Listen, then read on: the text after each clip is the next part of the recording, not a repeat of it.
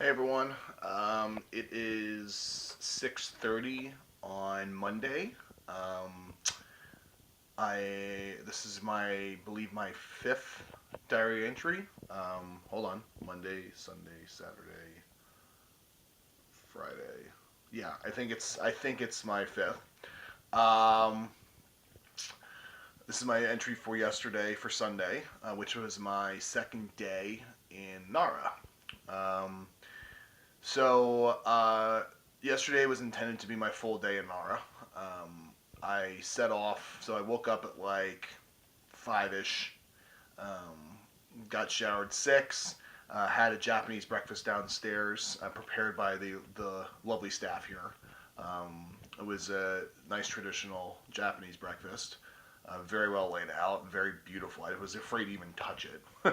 And it was in a room similar to this, only much larger and spaced out, and the settings were spaced out evenly, even though I was the only one that ended up eating, at least at the time that I went down there.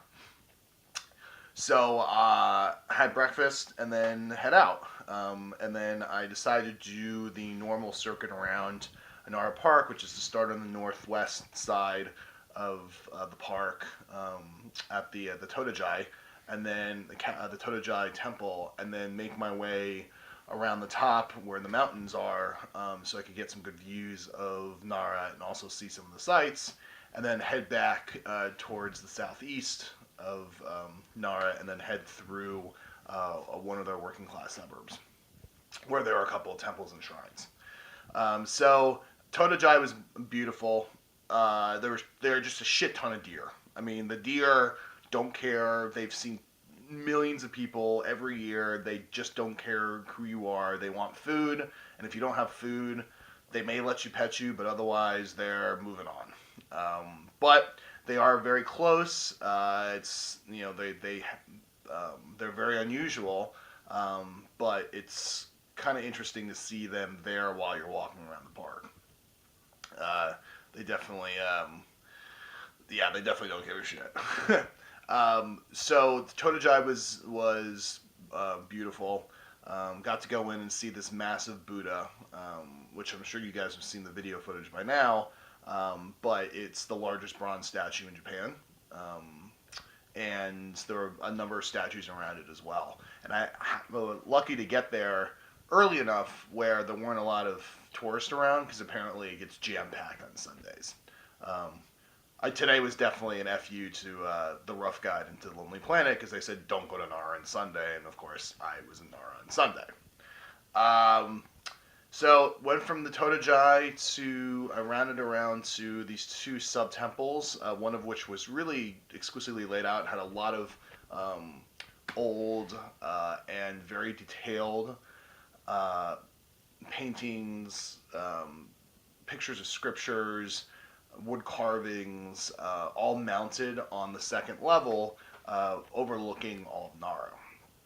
And I got to see that, as well as kind of experience more how the people, when they're with shrines, what they do. Because it seemed like at this place, more than others, and I don't know why, a lot more of the Japanese were doing the traditional ritual of preparing to go into a shrine or a temple, where they put the donation in, they ring the gong, they clap twice, pray, bow, and then move on. And then they say something, and then they move on. Everybody was doing it, like everybody who walked in.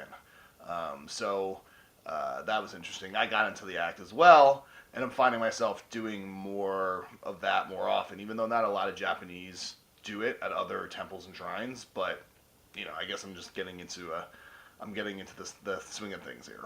At least when it comes to the religious places. So I did that. Got some great views. Then I walked up the mountains to Mount Wakayama, and the two other mountains there as well, to see more of the forest. I guess there's a sacred forest there, which I mean was beautiful. I guess it was sacred. I mean, it was definitely peaceful. The whole top of the whole eastern side of the park, which was on a higher elevation was definitely a more peaceful part because not a lot of the tourists end up going up there. And did that, kind of headed through to a number of different shrines and ended up on the street to the southeast. At this point, this is like 3 hours in. I mean, I'm just dying. The reason why I'm dying is that just from between all the walking I've done, but also I, I, I'm shrined out, I guess is the word. I've been to so many temples and shrines over the last 3 days that they're all starting to blend into one, which is bad, but it's definitely what's happening right now. Actually, hold on, let me see. I'm on YouTube. Okay, good. Uh, but so at that point, I was like, I can't see anymore. And the problem with Nara is that that's all that there is. I mean, it's all just historical places and museums, which I've just been to a ton. Oh, actually, huge highlight. There's a garden here called I think it's the Ueni Gardens, which were absolutely gorgeous, right in the middle of the park, and I mean, obviously well thought out and combining nature, like using nature as a way to kind of influence your perception of depth. So when you're looking out onto this back garden, and then you see the mountains behind it, you think it's much larger than it actually is. I thought it was like, I thought it was very interesting the way they did it. And keep in mind, this is what the gardens were built 300, 400 years. Oh, excuse me, no, that was three. It was the gardens were built, I think, 250 years ago. So, but that was a highlight. It was just beautiful. I can only imagine what it looks like in spring. Part of me wishes I could come back in spring to see the cherry blossoms and kind of see all the plants in full view and in full blossom. But even in absence of that, it was still very picturesque. So, anyways, back to the story. So I get back to one. It's about 12:30, 1 o'clock. I'm walking through the working class neighborhoods. I get to a couple shrines. I just can't bear myself to go in for another 10, 15 minutes of my time at each. End up walking back. This Japanese old man was walking next to me at one point, and then he decided to strike up a conversation only in Japanese. And I tried, using as much Japanese as I could, interspersing it with some English. But we talked for a good 10, 15 minutes. And very interesting guy. Lives in Nara, and he has never been to America, so I was talking to him about America, and just generally just really nice. He ended up giving me a gift, a postcard of Kyoto, because he really wants me to go to Kyoto, which obviously we're going. And then he shuffled off to take a bus, so that was that. Then I went, got some dinner, got some lunch, had my first official sushi meal of the trip, which was amazing. And I keep using the word amazing. It was delicious, and the presentation was again very exquisite, even in a ho hum type of place. It's the chef made sure that they looked like delicacies on the plate. And then I also happened to run into a couple that was, the husband was European and the wife was Japanese, and they were speaking in English. And they had a kid, so I talked to them for a little bit too. After that, I did some sort of housekeeping. Got my ticket for tomorrow / now today, where I'm heading off to Fukuoka for a 4-hour train ride, which should be relaxing but also uneventful. And then got some more money out. Then did a little shopping. Got a gift for Amy, a nice little tea whisk, which as a local craft specialty here. And then I didn't know if I wanted to head out to a couple other temples that are about 10 kilometers southwest of here. Decided not to. Ended up getting back to the hotel room at like 4:30. Then headed back out to a cafe in the Kinetsu train station, actually, which is the only place in all of Nara apparently that has free Wi-Fi. So I went there because I figured I could use the time today to upload a picture, or yesterday to upload pictures and videos from the day before. I ended up there for a good 4 hours because the connection wasn't very strong, and I just had a lot of stuff to upload, and I still haven't done it all.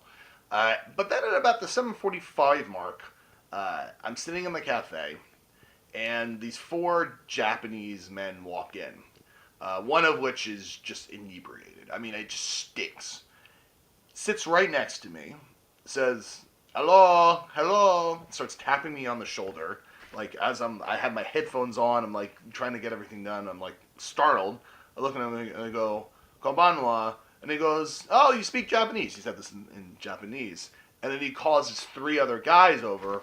They all sit down, and then there's an hour and 15 minutes of hilarity and insanity ensues. These guys are all drunk. They're trying to talk to me in English because they want to practice, but it's horrible.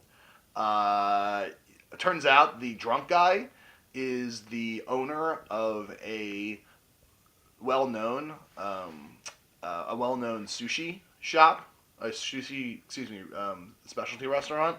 Um, you know, he said he was an izakaya, but he said he specialized in sushi. So I didn't understand that because usually izakayas don't specialize.